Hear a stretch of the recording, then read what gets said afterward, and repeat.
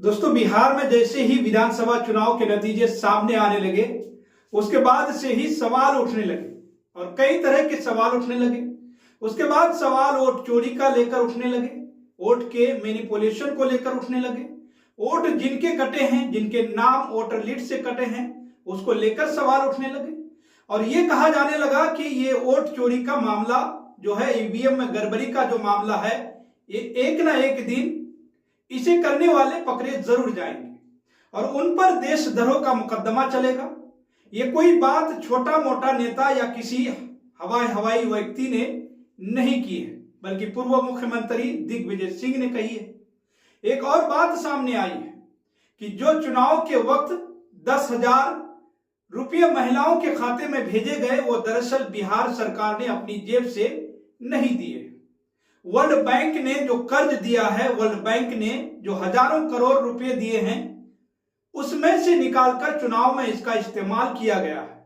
यानी कि international money dilute की गई है बिहार के चुनाव में। तो क्या वर्ल्ड बैंक के कर्ज के हजारों करोड़ रुपए का इस्तेमाल बिहार चुनाव जीतने के लिए किया गया, जिसका असल मकसद वर्ल्ड बैंक ने कुछ और तय किया था और आपने चुनाव में इसे पड़वा धारा परवा इस पैसे को लुटा दिया?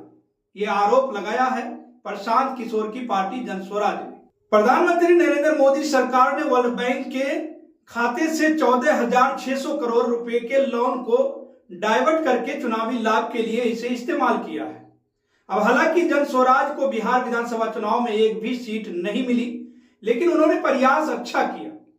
अब हार हुई तो तमाम मंत्रणा मंथन हो रहा है और उसमें यह तमाम बात निकलकर भी आई है कि जनस्वराज के प्रवक्ता हैं पार्टी के रणनीतिकार पवन वर्मा। उन्होंने आरोप लगाया है कि विश्व बैंक द्वारा समर्थित एक प्रोजेक्ट के लिए आवंटित धनराशि को प्रधानमंत्री नरेंद्र मोदी के नेतृत्व वाली एनडीए की केंद्र सरकार ने बिहार विधानसभा चुनाव में इस्तेमाल किया।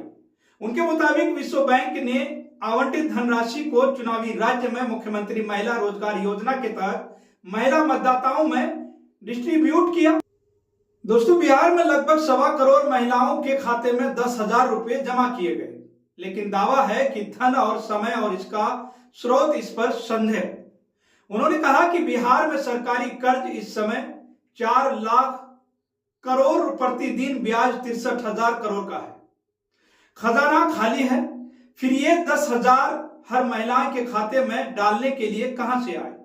जनस्वराज पार्टी ने कहा है कि ये हमारा आकलन है, हमारा आरोप है, गलत हो सकता है लेकिन इसकी जांच होनी चाहिए। 10,000 रुपए का ट्रांसफर उन 21,000 करोड़ में से किया गया जो विश्व बैंक से किसी अन्य प्रोजेक्ट के लिए आया था। जनस्वराज पार्टी ने आरोप लगाया है कि चुनाव से 1 घंटा पहले 10,000 करोड़ निकालकर राज्य की 1.25 करोड़ महिलाओं में बांट दिया गया। ये पैसा बिहार के फंड से नहीं था, क्योंकि बिहार पहले ही इतने कर्ज में डूबा है कि उसके पास इतना पैसा नहीं है। वर्ल्ड बैंक से आया हुआ पैसा, अंतरराष्ट्रीय ऑर्गेनाइजेशन से आया हुआ पैसा आपने बिहार के चुनाव में चुनाव जीतने के लिए डाल दिया। ये गंभीर आरोप लगे। तो वहीं दिग्विजय सिंह के जो आरोप है, उन्होंने साफ तौर पर इस चुनाव में ईवीएम के मुद्दे को एक बार फिर से उठाया है। लेकिन सवाल यहां यह भी है कि ईवीएम का मुद्दा इस वक्त इस चुनाव से पहले हावी नहीं था और ना ही विपक्षी पार्टियों ने इसका ज्यादा इस्तेमाल किया, न ज्यादा जोर दिया।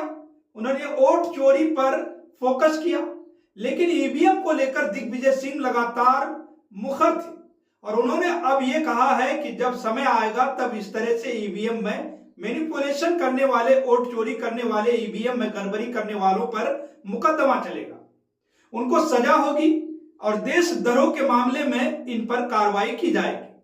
दोस्तों, दिग्विजय सिंह का बयान भी काफी महत्वपूर्ण है, क्योंकि वो लगातार उनके, अगर आप एक्स पर जाएं और उनके पोस्ट देखें, उन्होंने बिहार को लेकर और बिहार के नतीजों को लेकर लगातार अपनी बात को कई तर्कों के साथ, कई एग्जाम्पल्स के साथ सामने रखा है और वो इस पर अडिग हैं कि ईवीएम को हटाए बिना निष्पक्ष चुनाव नहीं हो सकता। दोस्तों, दिग्विजय सिंह का यह बयान कांग्रेस पार्टी इसे कितना इंडोर्स करती है और कांग्रेस पार्टी के लिहाज से कितना महत्वपूर्ण है, आप इससे समझ सकते हैं कि दिग्विजय सिंह पूर्व मुख्यमंत्री हैं, मध्य प्रदेश के कांग्रेस के सबसे वफादार और पुराने नेताओं में से हैं, और वो गांधी परिवार या कांग्रेस पार्टी की रणनीति से इधर उधर कभी भटकते हुए दिखे नहीं, मुश्किल वक्त में पार्टी के साथ खड़े रहे।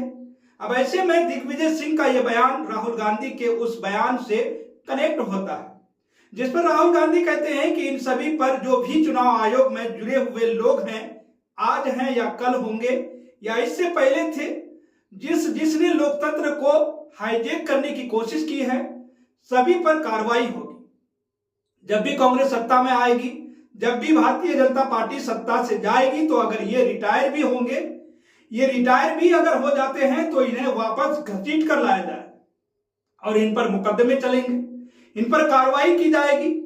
तो दोस्तों, बहरहाल विपक्षी पार्टियां ईवीएम, वोट चोरी और चुनाव आयोग में जा रही गड़बड़ियों को लेकर कितना मुखर रहती है और किस तरह से मोबिलाइज करती है लोगों को, ये भी बहुत महत्वपूर्ण होगा। तो बहरहाल चुनाव आयुक्त की नियुक्ति, ईवीएम, चुनाव, तमाम चीजें, चुनाव आचार संहिता और उसके दौरान होने वाली कार्रवाई सभी संदेह के घेरे में, और इस संदेह के बादलों को सिर्फ चुनाव आयोग ही दूर कर सकता है, सही ढंग से इन सवालों को सुनकर और उसका सही जवाब देकर। तो फिलहाल इस खबर में इतना ही। आप इस पूरी रिपोर्ट को लेकर क्या सोचते हैं, आपकी क्या राय है? आप अपनी राय हमारे कमेंट बॉक्स में जरूर लिखें।